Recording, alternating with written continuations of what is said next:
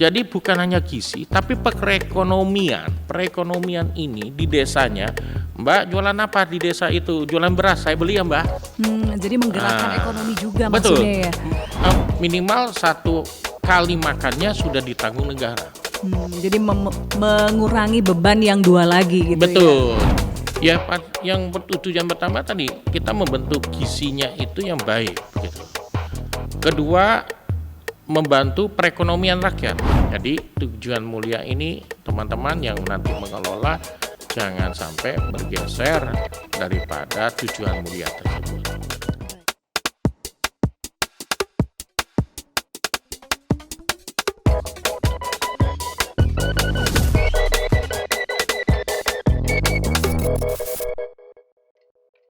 Halo sedulur Kompas TV, senang banget kali ini kita bergabung lagi di podcast Saja Sapa Jatim bersama saya Virgianti Kusuma. Kita akan bahas mengenai hal-hal terkini di seputar Jawa Timur dan seperti biasanya saya sudah kedatangan tamu istimewa. Kali ini adalah dokter yang nyentrik banget. Keren saya bilang ya, beliau adalah Dr. Benjamin Kristianto Mars, Magister Administrasi Rumah Sakit. Dr. Benjamin apa Benyamin? Benjamin Mbak sebenarnya. Benjamin ya. Tapi suka orang panggilnya Benyamin, bahkan ada yang panggil Bunyamin. Oh Bunyamin, tapi sebenarnya Benjamin saya udah bener ya Pak ya, Benjamin, ada keren banget. Nah beliau ini adalah anggota DPRD Provinsi Jawa Timur, Komisi E dari fraksi Partai Gerindra dan yang luar biasanya sudah menjabat 3 periode dari mulai 2014 sampai 2029 ya. Ya, 24 ini ya. Oke, berarti sudah 3 periode ya. Ya betul. Ini yang istimewa dari profil kita kali ini adalah beliau seorang politikus tapi juga basicnya dokter. Siap. Kok mau Pak sudah jadi dokter masih nyemplung ke politik? Jadi waktu itu ceritanya saya diminta, waktu itu saya cukup kenal baik dengan adiknya beliau, adiknya Pak Prabowo, Pak Hasim Joyo Hadikusumo. Lalu saya diminta untuk maju sebagai politikus seperti Mbak bilang. Awalnya memang saya ragu-ragu, kok seorang dokter mesti masuk ke politikus begitu. Tapi ternyata Mbak dalam perkembangan waktu setelah saya jalan ini, saya pikir memang butuh seorang dokter pada mewarnai politik kita. Kenapa? Banyak sekali kebijakan-kebijakan, terutama kesehatan, dinas sosial, yang makanya saya minta di Komisi E, Mbak. Oke, cocok banget ya Pak kalau Komisi E kan ada ketenagakerjaan, pendidikan, ada kesehatan, sosial juga ya. Ya, betul. Peranan wanita begitu ya. Jadi pas di komisinya, makanya selalu saya minta Komisi E. Kalau guyonannya tuh Mbak, kalau ditanya komisi E itu komisi apa begitu. Saya suka guyonan komisi paha. Kenapa paha apa? Pahala Mbak. Oh pahala. Nah, karena di komisi E itu kita menabung buat tabungan nanti begitu. Sedangkan kalau komisi lain banyak yang ngurusin malah proyek lah, peternakan, perikanan dan segala macam. Ini bisa dibilang komisi yang paling mumet ya Pak ya? Paling mumet, paling dapat keluhan orang masyarakat. Soal kayak pendidikan SMA kemarin kita yang dikeluhkan. Soal BPJS agak something wrong, kita yang dikeluhkan. Banyak saudara-saudara kita, adik-adik kita yang difabel, yang cacat dan segala macam, kita yang harus nangani. Jadi itu komisi yang saya bilang mencari pahala aja untuk menaik. Nah, saya pikir ternyata begitu masuk, banyak hal-hal yang berhubungan dinas kesehatan dalam membuat kebijakan itu, memang mesti ada orang yang expert atau pengalaman di bidang itu. Harus ngerti banget harus gitu ya? Harus ngerti banget, sehingga kalau kebijakan itu dibuat, apalagi menyangkut masyarakat luas dan dia hanya mendengar atau membaca saja, tidak mengalami masalah itu langsung, maka dia tidak bisa membuat, takutnya dalam membuat kebijakan itu tidak maksimal. Nggak pas gitu ya, karena nggak tahu medan gitu ya. Betul. Oke, kita akan bahas sebenarnya kali ini soal makan bergizi gratis. Tapi saya pengen bahas dulu soal Bapak nih. Siap. Karena masyarakat juga harus diperkenalkan dengan orang yang mewakili mereka di DPRD gitu ya. Bapak Dr. Benjamin Kristianto, Magister Administrasi Rumah Sakit ini merupakan dokter lulusan Pajajaran ya Pak ya, Universitas Pajajaran Bandung. Kemudian mengambil S2 bidang Magister Administrasi Rumah Sakit di Universitas Erlangga. Ya, siap, betul. Betul ya Pak ya. Jadi langsung begitu lulus langsung ngambil ya Pak ya? Enggak, kan PTT dulu. PTT ya? Ya, waktu itu zamannya kita sebut PTT. Jadi kebetulan saya di Unpad, lalu Pajajaran, lalu waktu itu ya ini yang kemarin juga kita diskusi soal distribusi dokter misalnya. Nah, waktu zaman saya itu ada pertanyaan mau di tempat mana, lalu saya terpanggil untuk di tempat terpencil. Maka saya dilemparlah ke Puskesmas Sidomulyo Trenggalek. Nah, itu di ujung gunung ya Pak ya, perbatasan Ponorogo, ya, Ponorogo dengan Trenggalek ya? Siap, jadi itu di atas gunung, enak Mbak, waktu itu walaupun belum ada AC terus Mbak. Kenapa? Dingin sekali Mbak. Jadi di atas gunung itu dingin sekali Mbak. Jadi di atas gunung, cuman kendalanya tidak ada listrik dan air, sehingga kepala puskesmas sebelum saya itu tidak mau menempati di sana. Padahal saya tahu saya menggantikan salah satu dokter yang sebenarnya aslinya dari Ponorogo. Nah, tapi dia duduk ya, istilahnya datang ke puskesmas terus balik lagi, datang ke puskesmas balik lagi. Orang Ponorogo aja nggak sanggup gitu ya tinggal di situ. Betul, bahasanya begitu. Tapi Bapak asalnya dari Jakarta, sekolah di Bandung, kok mau-maunya Pak nyemplung ke Trenggalek? Iya, saya juga nggak ngerti kenapa ya. Nggak, itu hanya panggilan jiwa saja Mbak, karena ya memang kami ingin ya membantu masyarakat begitu. Dan itu yang tadi saya cerita bahwa pada saat saya datang, karena kepala puskesmasnya tidak pernah tempati rumah dinas, itu akibatnya banyak masyarakat yang membutuhkan penanganan medis atau dokter. Nah, itu juga saya terpanggil, makanya saya datengin kepala dinasnya, saya minta tolong ada gak genset, gak usah saya dikasih genset baru lah, gak usah, genset dari puskesmas yang sudah ada listriknya, sehingga saya bawa genset dari puskesmas Huru, waktu itu saya ambil. Nah, di situ saya gunakan karena saya bilang sama kepala dinas, kalau ngobatin bisalah pakai lampu templok ataupun ini. Tapi kalau ada luka jahitan, saya harus ngejahit. Dan kalau saya jahit itu, saya butuh lampu. Nah, karena saya ingin hasilnya jahitannya itu bagus dan segala macam. Nah, berhubung itu ya diberikanlah genset. Nah, sehingga saya bisa tinggal, ya cukup lumayan Mbak, 3 tahun Mbak. 3 tahun ya? Nggak ada listrik, nggak ada air itu, 3 tahun.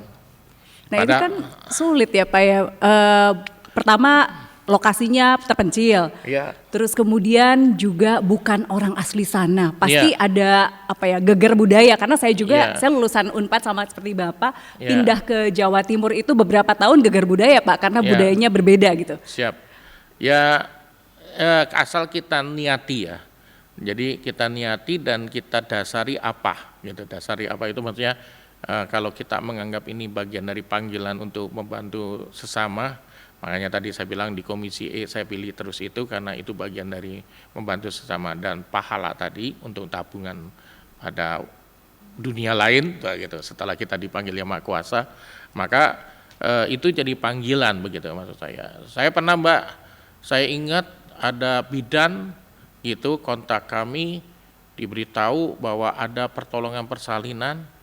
Nah, pertolongan persalinan, dia mimpin nggak bisa.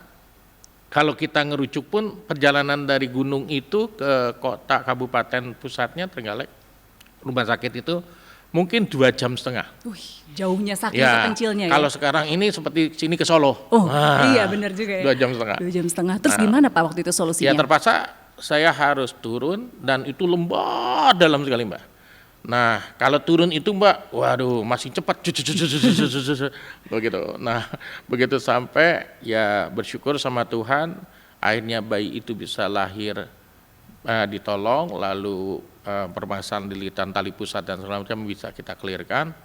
Begitu mau baliknya itu, nah itu Mbak. Soro banget ya. Soro amat, begitu naik. Yang dampingi kan masyarakat menganggap kita sudah menolong keluarganya, dia dampingi gitu ya. Saya berhenti sebentar, duduk di batu, minum dulu, naik lagi gitu. Karena benar-benar itu perjuangan. Makanya kemarin Begitu saya selesai dari puskesmas itu, lalu puskesmas itu saya robah menjadi Kepule, saya robah menjadi puskesmas biasa, menjadi puskesmas rawat inap. Saya kembangkan itu, karena saya kembangkan itu, terus kepala dinasnya yang saya tantang kemarin karena dia ragu, lihat saya kayaknya orang kota, apa mau di atas gunung gitu.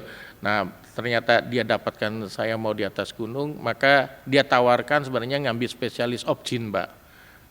Disekolahkan karena memang kebutuhan dasarnya di daerah terpencil tuh obgyn ya. Ya, karena waktu itu saya berhasil melakukan banyak pertolongan itu. Cuman ya itu, Mbak, saya lebih suka berdikari mandiri walaupun susah. Akhirnya saya pilih masuk ke Mars itu, MKes Mars. Jadi Master Kesehatan, Magister Administrasi Rumah Sakit di UNER. Begitu baca dan riset soal perjalanannya hidup Pak Benjamin ini tuh saya kayak refleksi diri saya sendiri. Karena saya juga produk dari puskesmas terpencil gitu ya. Siap. Jadi tidak ada listrik, tidak ada PDAM. Cuma bedanya kalau Bapak langsung meneruskan semangat ya untuk itu. Saya orang tua saya semangat ya sebagai ketua kepala puskesmas. Tapi saya sebagai anaknya saya nggak mau jadi dokter karena saking soro banget. Trauma karena lihat banyak korban-korban misalnya kena golok, kena apa dan diobatinya kan harus berusaha sendiri. Ya harus mampu. Iya itu betapa sulitnya. Anak saya yang pertama juga gitu, Mbak, sama seperti Mbak. Jadi anak saya pertama lahirnya kami usahakan di Bandung, tapi kan masih dinas sehingga dia cepat menikmati kayak Mbak. Tinggal di atas gunung. Di atas gunung ya. Anak saya yang pertama itu pernah merasakan tinggal di atas gunung, terus pernah waktu saya dinas di puskesmas, terus balik ke rumah dinas, terus bingung, loh anakku di mana ya? Kenapa? Hilang, Mbak. Oh hilang, kok bisa? Kenapa hilang? Kan kita kan tidur gelaran, Mbak. Oh jadi pakai kasur hanya gelar, nggak ada dipannya, melantai gitu, pakai kasur. Ternyata anaknya merangkak masuk ke kolong lemari. Ya, jadi saya cari, ya mana anak saya? Ternyata anaknya di dalam lemari, bawah lemari gitu betulnya. Ya memang itu suka dukanya kita mengabdi pada masyarakat. Nah, tetapi itu ada kepuasan sendiri pada saat seseorang itu siapapun yang sakit, mbah ini atau mbah terus ngomong, dokter terima kasih, matur nuwun. Itu kepuasan yang tidak bisa dinilai dengan rupiah. Membantu orang, berhasil menolong mereka, dan mereka puas dengan pelayanan kita, itu nilainya sungguh-sungguh luar biasa buat kepuasan batin. Tidak ternilai ya Pak ya? Tidak ternilai. Coba saya tanya Pak, saya sebagai produk anak puskesmas, saya tuh sering mengalami apalagi tempat terpencil ya, dokter tuh dibayar, kalau nggak mampu dibayar pakai pisang. Kalau Bapak juga pernah ngalamin? Oh iya. Pakai pisang gitu ya? Pakai pisang, betul. Mereka bawain makanan begitu. Jadi kadang-kadang begitu. Waktu saya pindah pun sekarang kan saya tinggalnya di Sidoarjo, Mbak. Begitu. Saya tinggal di Sidoarjo pun, waktu saya dinas di sana saya menerapkan percis seperti daerah. Jadi dulu saya praktek hanya 25.000 sampai 35.000 itu plus obat, Mbak. Jadi kadang-kadang orang bilang sama saya begini, dok, harga becak saya ke dokter hampir seimbang. Bayar becaknya 10.015, berobat ke saya bayarnya 25.000. Dengan obat nih Mbak, ini dengan obat begitu. Jadi biaya keringatnya untuk ngobatin itu nggak dibayar Pak? Nggak dibayar, hanya mengganti obat bahasanya. Tapi ya saya pikir yang tadi kepuasan yang luar biasa. Begitu. Ada yang Mbah saya ingat rutin setiap dia mau berobat itu, karena dia tahu waktu saya bukan mengabdi di desa nih Mbak, ini mengabdi di Sidoarjo. Begitu, tahun 94 itu saya sudah praktek di Sidoarjo, Mbak. Jadi saya sudah jadi dokter itu 31 tahun yang lalu. 31. Mungkin Mbak udah lahir atau belum nih? Kira-kira. Oh sudah. Karena itu 31 tahun yang lalu. Ada Mbak yang tahu saya praktek. Saya kalau praktek Mbak dari jam 7-8 itu karena 100 lebih pasien bentuk pelayanan, jadi bisa sampai jam 12 malam. Kadang-kadang bisa sampai jam 1 malam. Nah ada Mbah itu saya tahu setiap dia berobat sama saya selalu dia bawain makanan Mbak. Ya makanannya yang Mbak bilang bukan makanan mewah. Oh pisang, telo gitu-gitu ya. Gitu-gitu. Jadi apa yang dia buat begitu. Terus kadang-kadang dia bikinin gorengan-gorengan begitu ya. Nah, pas berobat berikutnya lagi dia tanya sama saya, itu dok gorengan yang kemarin itu, ayo dokter ngaku jawab jujur, dimakan atau tidak katanya. Lalu saya bilang dimakan. Kenapa saya bilang dimakan? Karena Mbak, sembah itu, setua itu, dia mau berkeringat gorengin saya, itu nilainya tinggi Mbak. Dia mau mengingat saya menggorengkan. Itu hal yang luar biasa. Jadi bukan soal ini tahu goreng, apa bala-bala begitu segala macam, bukan soal itu, tapi dia mengingat saya dan dia berusaha menggorengkan untuk mengganjal perut saya selama praktek. Nilai itu yang luar biasa menurut saya. Dan nggak bisa tergantikan oleh uang Tidak bisa. berapapun ya. Sekali lagi itu tidak bisa. Kepuasan batin yang beda begitu. Tapi katanya kalau banyak nolong Pak dalam hidupnya itu biasanya meskipun di situ mungkin capek keringat tapi nggak pernah susah biasanya. Ada aja yang nolong ya, betul Enggak tidak? juga. Oh nggak juga ya. Saya punya Mungkin- badai cukup keras. Oh cukup keras juga ya Pak ya. Ya cukup keras. Begitu. Apalagi dalam dunia politik itu. Nah ini bedanya politik dengan dokter Mbak. Apa tuh? Kalau dokter itu Mbak berobat ke saya akan berusaha memberikan terbaik. Jadi kalau saya bilang, Bu minum ini tulus tanpa membedakan dia miskin kaya, dia mau kulitnya putih hitam, mau dia keriting lurus, itu bukan masalah. Jadi pertanyaannya cuma satu, sakit nopo Mbak? Nah gitu, sakit nopo Pak? Jadi tidak bertanya pekerjaanmu apa atau apa, bukan begitu. Dan kita tulus membantu mereka. Tapi kalau dunia politik Mbak, kita duduk bersama, minum bersama, bisa nusuk dari belakang. Oh, Itu banyak sekali dunia politik itu ketidaktulusan. Asisten bisa menyerang kita. Dulu saya pernah ada kasus yang nomor urut 3 saya, gitu. Jadi saya nomor urut 1, nomor urut 2 COVID kena dia meninggal. Nah nomor urut 3 ini mau mem-PAW saya. oh. Keluarlah Istilahnya segala mendepak jurus. gitu ya Iya. dengan pergantian antar waktu. Iya, keluarlah segala jurus silatnya. Begitu. Tapi saya bersyukur sama Tuhan, saya bersyukur sama Allah. Yang betul yang Mbak bilang. Jadi kalau masalah sih bukan tidak ada, masalah saya segede gunung. Tetapi karena kita tujuannya tulus, banyak orang yang membentengi kita. Yang membentengi kita yang mungkin digerakkan oleh Yang Maha Kuasa sehingga melindungi kita dari rencana-rencana jahat banyak orang. Tekanannya kan begitu sulit di politik itu Pak, dibanding Bapak misalnya sekarang kan jadi pengusaha juga, jadi dokter juga, masih praktek ya dok ya? Masih Masih, ya untuk iya. melayanin itu.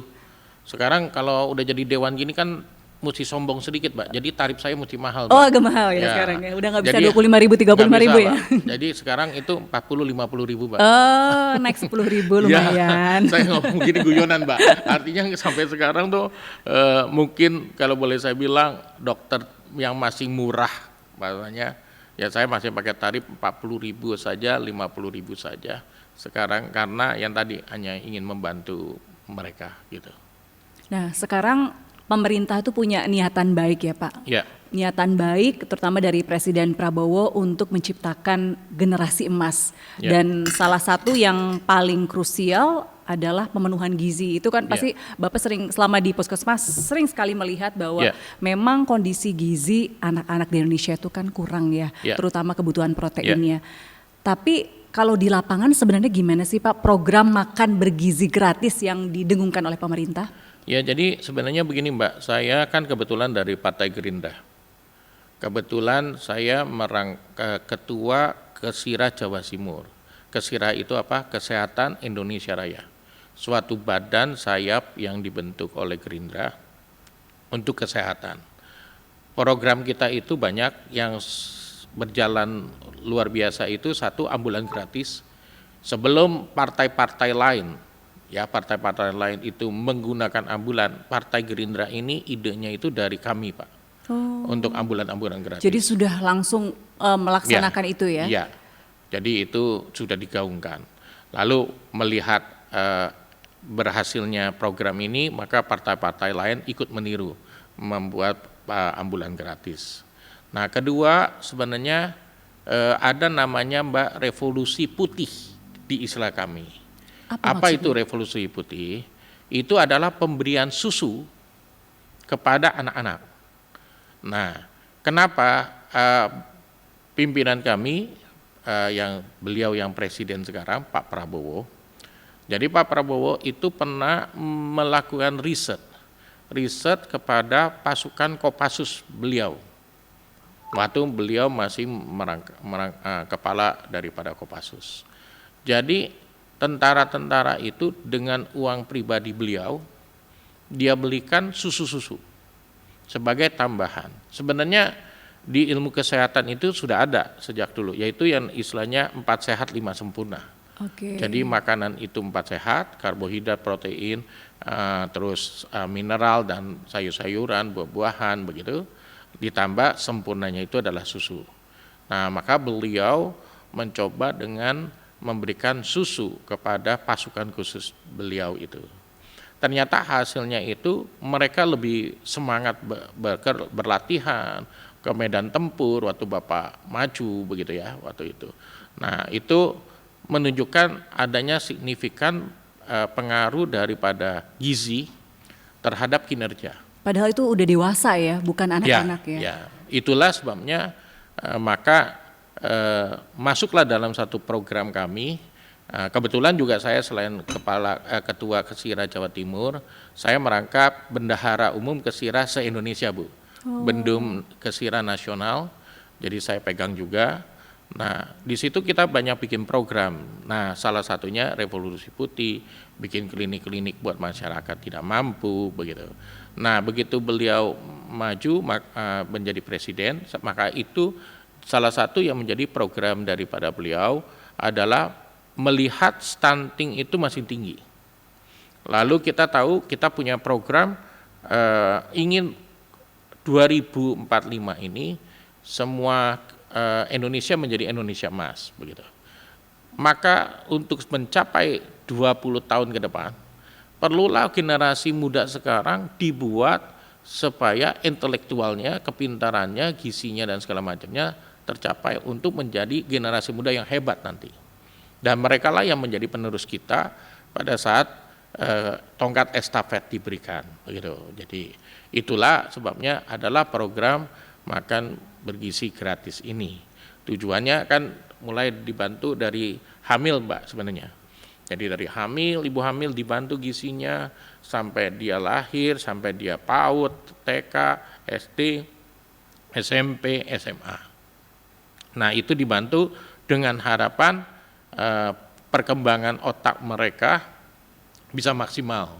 Nah, karena kita tahu umur 3 tahunan itu otak itu sudah boleh dibilang berhenti berkembangnya, tetapi struktur muskuler atau otot dan sistem imunisasi daya tahan dan sebagainya tetap berkembang sampai usia remaja atau usia memasuki pubertas. Tapi kalau kepintaran itu sejak awal dari rahimnya ibu dia berkembang begitu. Makanya kalau kita nolong persalinan biasanya kalau kepala udah keluar pasti anak itu bisa lahir.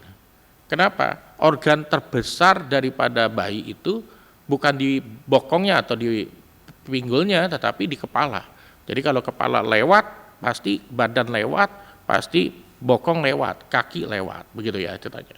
Nah, kenapa kepala itu organ paling besar? Karena pada saat dalam rahim itu otak itu udah berkembang maksimal, sudah berkembang bagus. Jadi maka kepalanya itu, headnya itu dia sudah gede gitu maksudnya. Sedangkan badan ya mengembangi nanti begitu ceritanya. Oh, kalau di Jawa Timur kan ini sudah beberapa bulan ya berlangsung untuk MBG ini.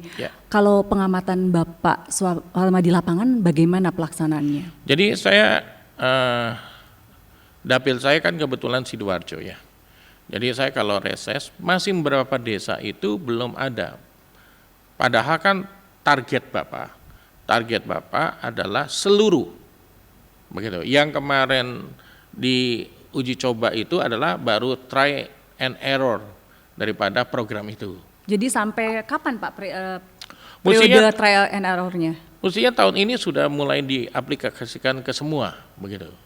Makanya kemarin saya juga ketemu sama Prof. Danang, Ketua BGN. Kita diskusi bagaimana caranya dapur-dapur itu bisa segera terbentuk. Begitu, dapur itu terbentuk, lalu dapur itu juga dijaga kualitasnya. Karena kan Mbak pernah dengar di TikTok atau di media, pada saat ada masalah ayam, terlalu influencer itu ngomongnya, anak saya juga dari kecil makan ayam. Gitu. Nah, sebenarnya komen dia juga salah menurut saya. Bukan salahnya ayamnya itu, gitu. Bukan salah ayamnya, tapi salah pengelolaannya. Iya, itu apakah karena satuan pelayanan penyedia gizinya itu memang kurang atau kenapa sebenarnya masalahnya? Makanya dari pengalaman ini lagi oleh beliau Prof. Danang ini lagi dimodifikasi atau dilakukan pengawasan. Jadi nanti setiap dapur umum itu, dapur masyarakat itu terdiri dari 3 komponen, Mbak. Komponen pertama harus ada ahli gizi. Komponen kedua adalah orang yang dilatih di BGN sebagai pengawas. Komponen ketiga baru komponen bagian keuangannya. Karena yang ditakuti dana pemerintah masuk ke dapur itu, tapi tidak digunakan untuk memberikan gizi yang cukup. Makanya sampai food tray-nya, omprengnya aja itu bergeser dari 4,5 cm diwajibkan 6 cm. Kenapa? Kalau terlalu pendek, nasinya juga setinggi opo. Nah, jadi mesti agak tinggi supaya nasinya cukup, ayamnya cukup masuk, buah-buahan juga bisa gitu ya. Jadi prinsip 4 sehat 5 sempurna. Jadi ada ahli gizi yang memantau itu, ada tim dari pusat juga yang membantu mengawasi proses itu. Jadi supaya benar-benar misalnya ya dia terbiasa dengan masakan pedas, buka dapur makan, dikasih anak TK kan nggak bisa makan. Nah, artinya seorang ahli gizi harus membantu mengelola makanan itu. Nanti bukan salah ayamnya atau bukan salah mas sapinya begitu, tapi salahnya adalah bagian yang mengelola itu terlalu keras lah atau kurang empuk atau apa. Nah, itu yang mesti diawasin sehingga target mulia tadi untuk mencegah stunting dan membentuk generasi muda yang kuat, maju, nah itu bisa tercapai. Itu kendalanya sebenarnya di infrastruktur dalam hal ini penyediaan SPPG-nya atau memang distribusi juga bermasalah? Jadi begini, kebetulan saya juga bangunkan masyarakat satu kecamatan di Sidoarjo dapur itu. Saya bilang sama Pak Kepala Desanya, Pak, nanti yang kerja bukan orang saya, tapi yang kerja itu biar orang-orang ibu-ibu PKK, ibu-ibu posyandu. Karena Mbak tahu, yang ibu-ibu yang bergerak ke posyandu, yang membantu imunisasi segala macam, gajinya tahu gak Mbak berapa? Gak tahu saya. 50.000 sebulan. 50.000 dengan sebegitu banyak pengabdian mereka itu hanya 50.000 per bulan ya. Dan palingan akan dinaikkan. Jadi ini jangan ngomong Surabaya, kalau Surabaya pendapatan PAD-nya kan tinggi. Tapi ini yang daerah-daerah 50.000 dan mungkin mau naik katanya dengar-dengarnya jadi 100.000. Zaman sekarang loh Mbak, 100.000 sebulan, bukan sehari, sebulan. Nah, makanya saya ngomong sama kepala desa, ibu-ibu pejuang ini, nanti dia inilah yang kita minta masak di situ, supaya dia ada pendapatan tambahan. Bapak-bapak yang pengangguran, yang bapak-bapak udah nganterin makanan kan pakai sepeda motor ke sekolah-sekolah kan bisa. Anak-anak muda bantuin packing-packing kan bisa, begitu. Nah, maunya Bapak sebenarnya Pak Prabowo, jadi bukan hanya gizi, tapi perekonomian ini di desanya. Mbak jualan apa di desa itu? Jualan beras, saya beli ya Mbak. Jadi menggerakkan ekonomi juga betul. Maksudnya ya. Pak, apa daripada dia nongkrong di pasar seharian jualan ayam gak laku-laku, misalnya ini kita langsung beli. Jadi ekonomi desa itu bisa berjalan, itu tujuannya. Tapi kemarin kita diskusi banyak kebalikan Mbak, yang orang-orang yang biasa catering, yang besar-besar skalanya itu baru malah ikutan tender ya Pak. Pinter Mbak Virgin ini sudah bisa menebak arah ngomong saya. Iya, jadi yang kecil-kecil itu nggak kebagian. Betul, saya bilang itu salah. Kenapa salah? Karena begitu mereka yang duitnya besar-besar masuk gitu ya ke desa-desa, maka mereka kan udah punya tenderan ayam sendiri, Iya. punya tenderan beras sendiri, sehingga rakyat tidak akan tetap sejahtera. Bukan hanya masalah gizi di sini. Nah, kalau mereka orientednya itu untuk uang, takutnya yang tadi, misalnya karbohidrat nasi itu misalnya 50 gram, misalnya dikasih cuma 25 gram.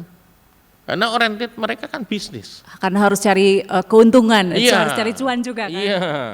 Jadi itu yang saya sampaikan, jangan, karena banyak, jadi bos-bos besar atau yang punya restoran-restoran yang banyak udah di daerah-daerah ada, misalnya apa gitu ya, nggak enak lah sebut merek. Nah, misalnya restoran anu yang banyak, dia kan udah pengalaman bikin itu.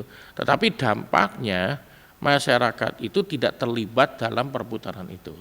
Dan mindset mereka harus dihapus bahwa kan kalau nggak salah dari 15.000 di split, Mbak. Iya. Di split 10.000-nya itu khusus menunya. Oh. 3.000 itu operasional itu maksudnya listrik, Pengantaran dan tanah, sebagainya, ya. gaji-gaji orang itu 3.000. 2.000 itu untuk kalau dia ada waktu bangun ada dana, dia itu mengembalikan pinjaman dana itu. Jadi 10.000 minimal ini harus benar-benar bentuknya itu. Kalau ternyata dari 10.000-nya juga harus lewat, diambil dari 3.000 operasional itu. Sehingga gizinya benar-benar sesuai dengan yang diharapkan. Nah, apa mungkin selama ini yang ngambil tender perusahaan besar-besar, catering besar-besar, karena memang kemarin-kemarin kan sempat ada permasalahan tunggakan tagihan untuk MBG ini. Apakah karena mereka partai besar sehingga mereka mampu misalnya menalangi untuk beberapa bulan atau beberapa hari? Kalau masuk tema itu, kami juga tidak tahu pasti. Sebenarnya mereka itu diminta tolong siapa atau bagaimana. Cuman tujuan goal mulianya itu harus melibatkan masyarakat, harus berhasil meningkatkan gizi sesuai pola gizinya dan tata pelaksananya maupun penyajiannya harus memenuhi, sehingga targetnya tadi membentuk generasi muda yang itu hebat, bagus. Nah, kadang-kadang kan Mbak, kayak dulu zaman COVID aja nih, saya ngomongin COVID. Banyak teman-teman saya Mbak yang ikut tenderan, misalnya beli alat ventilator atau apa, itu sampai sekarang banyak yang belum kebayar. Nah, kenapa begitu? Ya kita tahulah, di dalam struktur manapun ada oknum-oknum.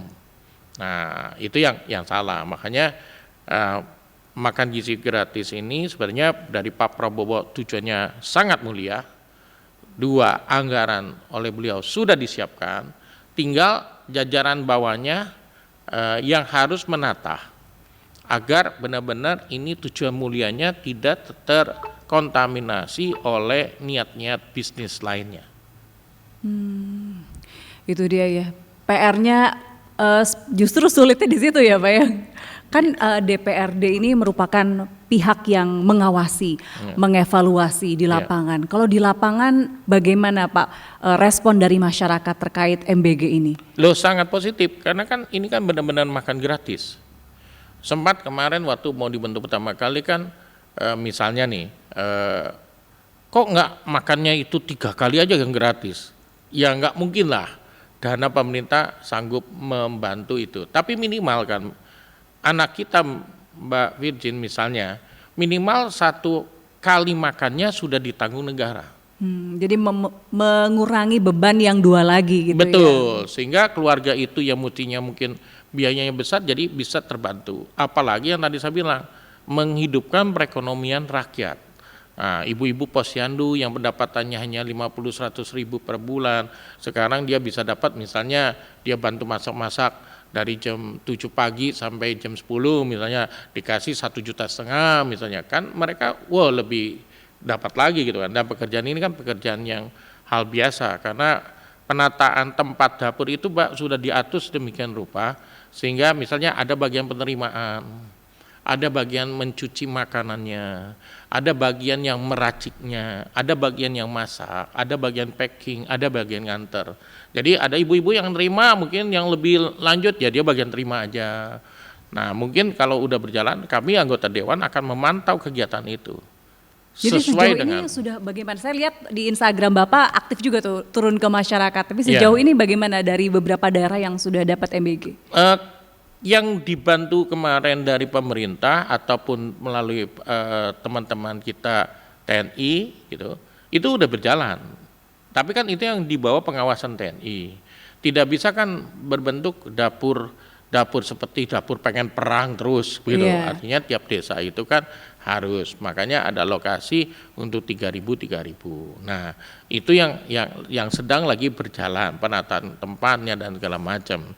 Nah, itu yang kita harapkan bisa dibantuin. Kita juga ngomong jangan semuanya dibebankan oleh negara. Jadi Provinsi Jawa Timur pun juga siapkan anggaran juga, sehingga nanti bisa kolaborasi dari APBN, APBD tingkat 1, APBD tingkat 2 bisa membuat program ini. Jadi ada simultan bantuan dana ya, bukan hanya dari pusat. Nah Iya, sekarang yang betul. berjalan tuh sudah keluar dari provinsi atau masih dari pusat? Pusat. Oh hanya pusat dulu ya? Pusat dulu. Oke. Kemudian kapan kira-kira pemerataan itu bisa dilaksanakan? Ya tadi targetnya sih mestinya tahun ini sudah harus berjalan. Agustus ini nanti ajaran baru lagi udah mesti berjalan tuh semuanya. Mestinya begitu targetnya. Kendala di lapangan apa sih sebenarnya? Yang tadi saya bilang Mbak, kendala di lapangan itu bagaimana orang-orang yang di lapangan ini bisa memperjemahkan kebijakan itu. Yaitu kembali lagi pada panggilan dia. Kalau mereka ngerti bahwa ini program yang untuk membantu generasi muda, artinya anak cucu kita, maka dia akan, yo kalau bisnis ya bisnis, tapi jangan ono begitulah. Jangan nemen gitu ya. Gitu. Nah jadi kalau itu ada rasa seperti itu, maka program ini akan berjalan luar biasa. Tetapi kalau dimasukin dengan orang-orang yang orientednya bisnis semata, ya itu yang kita takutkan akhirnya kadar gizinya, pelayanannya jadi tidak maksimal begitu. Itu kan nyeleksinya sulit juga kalau misalnya mau cari yang benar-benar ada sisi pengabdiannya juga selain cari untung. Ya betul, itulah dilematisnya dari badan ini ya. Artinya kan masyarakat kayak tadi Mbak nanya misalnya, kenapa kok ini belum berjalan semua sih begitu? Ya itulah satu sisi pengen berjalan cepat, tapi satu sisi juga kehati-hatian dalam membentuk itu supaya tidak orientednya itu hanya sebatas bisnis semata begitu. Jadi memang permasalahannya untuk menjalankan program yang sebenarnya sangat mulia itu kompleks banget gitu ya. Betul.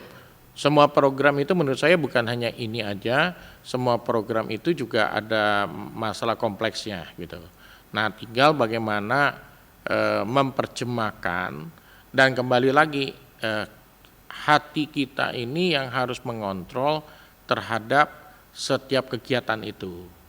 Nah, janganlah kita berorientasi sebatas pada uang saja, tetapi kita harus pikirkan juga tujuan Pak Prabowo bikin ini adalah membentuk benar-benar masyarakat yang sehat, generasi muda yang kuat, yang bisa bersaing dengan luar negeri begitu. Nah, saya melihat bahwa dalam beberapa bulan ini kan sudah dilaksanakan. Sudah ada belum sih dari mungkin riset kecil-kecilan, karena pasti kan butuh waktu yang lama ya untuk melihat dampaknya.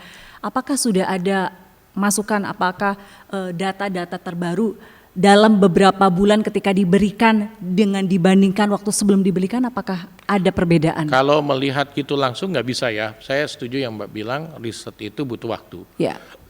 Karena gizi itu tidak langsung bisa seperti itu gitu ya. Jadi indikator gizi kan 1 kenaikan berat badan. Nah 2 kalau bayi-bayi itu misalnya lingkar lengannya, lingkar perutnya, lingkar kepala misalnya. Nah itu yang mesti diperhatikan. Jadi tidak selalu itu. Nah nanti mungkin setelah 2 tahunan baru kita bisa melihat tadi indikator daripada stunting ini yang ditangani oleh ibu-ibu posyandu segala macam, apakah ada penurunan begitu ya. Memang tiap tahun kan setiap kabupaten kayak gubernur juga memberikan laporan tentang angka stunting di daerahnya masing-masing berapa. Nah dari situ nanti kita bisa lihat apakah turun atau tidak stunting itu, begitu. Kalau misalnya lihat permasalahan soal MBG ini, yang paling pertama dibenahi apa sih sebenarnya, Dok? Ya, yang tujuan pertama tadi kita membentuk gizinya itu yang baik, begitu. Kedua, membantu perekonomian rakyat. Itu kan sasarannya, begitu. Tadi jadi balik lagi sebenarnya permasalahannya itu ya, yang Iya. dari niat mulia itu memang harus jangan dibelokkan dengan niatan-niatan lainnya. Betul. Jadi tadi pagi nggak sengaja saya sementara lihat di rumah sakit, saya lihat-lihat berita. Nah di situ misalnya ada generasi muda ngomong di media, dia bilang bahwa kan polisi rencanakan membeli robotik. Robotik anjing itu ya. Ya, nah robotik anjing mau pakai robot polisinya segala macam. Si anak muda itu bilang sebenarnya Indonesia itu sudah sering melakukan lomba robotik dan ya, juara internasional. betul. Nah, Mbak ternyata mempelajari juga. Jadi artinya orang Indonesia itu tidak kalah loh Mbak, pinternya segala macamnya. Tetapi masyarakat Indonesia sendiri masih tidak pede produk sendiri, begitu. Kemarin ada pertanyaan, Dok, emangnya kalau medical check up di Singapura sama medical check up di Indonesia itu beda? Ya podo. Iya. Alatnya itu sama, regennya sama, yang ngambil darah juga hebat, begitu. Hanya kan orang ada rasa gengsi bahwa ngambil dari mana? Oh dari Singapura, Glen Eagle, begitu. Nah itu hanya memenuhi gengsinya saja. Saya beli baju kaos olahraga di mana itu di Inggris ya waktu itu. Salah satu sepak bola, sebut aja X begitu. Nah ternyata begitu saya beli belakangnya Made in Indonesia. Itu buat Indonesia, jangan-jangan buatan Bandung biasanya kalau Iya betul. Jadi luar negeri aja ngambilnya dari kita. Tapi kita suruh pakai baju dalam negeri kita nggak mau Mbak. Gengsi, begitu. Kalau pakai baju yang luar negeri kan gaya, ini gitu, Gucci ini gitu kan gitu. Padahal di sana buat sana. Jadi kembali sebenarnya semua program pemerintah itu didasari pada niat baik. Kalau makan gizi yang kita diskusikan ini pasti untuk membentuk generasi kita muda yang hebat. Tetapi saya kasih catatan sedikit, pemerintah juga harus mempercayai generasi muda kita. Artinya perdayakan mereka, karena mereka jago-jago hebat, seperti tadi kita contohkan robot tadi. Berikan kesempatan mereka menunjukkan kualitas mereka. Sementara ini kita harus bentuk gizi yang baik. Nah, nomor 2 adalah Badan Gizi Nasional ini, BGN ini harus menjaga agar tujuan mulia ini tidak bergeser. Artinya di tempat lokasi itu benar-benar mereka untuk membantu masyarakat, menghidupkan masyarakat, yang kerja masyarakat itu juga, yang dibeli dari situ juga. Jangan masuk tetap konglomerat yang orientasinya buat bisnis dia, pegawai dia, orang dia, semua orang dia. Nah, itu yang jadi niat tadi yang buat mencegah stunting atau gizi, dan 2 membantu perekonomian rakyat, akhirnya tidak bisa tercapai dengan itu. Nah oleh karena itu perlu kedewasaan dari semua komponen ya. Jadi kami di Dewan akan bantu begitu ini jalan benar, akan kami bantu pengawasan terhadap pelaksanaan itu agar sesuai dengan itu. Nah, membantu sebagai pihak eksternal untuk controlling terhadap hal itu. Nah, himbauan sih teman-teman yang bergerak dalam makan gizi gratis, tolong kalian fokus bahwa ini bagian tujuan mulia membantu generasi kita, artinya anak kita, cucu kita. Jadi tujuan mulia ini teman-teman yang nanti mengelola jangan sampai bergeser daripada tujuan mulia tersebut. Baik, terakhir saya ingin tanya, apa yang ingin disampaikan ke masyarakat, terutama masyarakat Jawa Timur, terkait kinerja Komisi E DPRD Jawa Timur soal makanan bergizi gratis ini? Ya, kami dari Komisi E ini kan tadi disampaikan Mbak bahwa kami mengelola yang berhubungan dengan kesehatan, dengan sosial, dengan pemuda olahraga, dan dengan juga peranan wanita. Kalau 4 hal ini digabung dari kesehatan, maka makanan gizi ini kami akan pantau apakah tujuannya untuk membentuk generasi yang sehat dan kuat bisa tercapai. Nah, dalam hal pemuda olahraga, kami ingin membentuk pemuda olahraga yang hebat. Dalam sosial, kami ingin mencegah ketidakmampuan memberikan makanan pada anak-anak. Dalam peranan wanita, kami ingin agar ibu-ibu tadi yang tadi cerita pendapatannya hanya sekian, dia bisa membantu program ini dan bisa membantu pendapatan keluarga. Sehingga itu bisa berjalan baik. Jadi masyarakat Jawa Timur kalau ada masalah soal makan gizi gratis bisa menyampaikan pada kami sebagai perwakilan kalian agar kami bisa mensidak atau melihat lokasi-lokasi yang tidak sesuai. Begitu. Oke, apalagi sekarang mudah ya, kalau misalnya mau menghubungi Dr. Benjamin itu bisa melalui media sosialnya, Instagramnya apa Dok? IG saya, TikTok saya itu Benjamin Legislator Rakyat. Bisa langsung DM ya kalau Bisa, ada masalah DM, ya? Siap, Benjamin Oke. Legislator Rakyat. Ya. Jadi kalau sekarang bisa sedekat itu sama wakil rakyat, kita juga bisa menghubungi langsung dan juga memberikan masukan langsung tentang Siap. kondisi di lapangan gitu Siap. ya. Baik, terakhir untuk penutup apa yang ingin disampaikan ke masyarakat? Yang tadi yang saya sampaikan, Iya. jadi bahwa kami akan bantu program ini sebagai pengelola Badan Gizi Nasional. Fokuslah bahwa tujuan dari Pak Prabowo ini baik, jangan kalian lewat dari rel itu, begitu. Kepada yang mengelola, bagian dari bisnisnya itu dikecilkan dikit, tapi ambillah niat untuk menolong sesamanya itu dibesarkan, sehingga walaupun kalian hanya untung Rp500 atau apa, bukan suatu masalah untuk mereka menghidupkan tadi gizi masyarakat yang baik. Oke, mudah-mudahan nanti tujuan-tujuannya tadi yang betul-betul disampaikan tadi jadi catatan ya, bahwa jangan ngambil cuannya banyak-banyak gitu. Siap. Terima kasih Dr. Benjamin Kristianto, Magister Administrasi Rumah Sakit. Mudah-mudahan lancar terus menjalankan tugasnya, sehat terus sehingga bisa mendengar keluhan masyarakat. Siap, makasih Bapak Irjin. Ya. Baik, saudara, kita pamit dulu di podcast saja Sapa Jatim. Kita ketemu lagi di podcast selanjutnya. Dan jangan lupa untuk like, subscribe, dan juga pantengin terus ya untuk podcast-podcast selanjutnya. Sampai jumpa.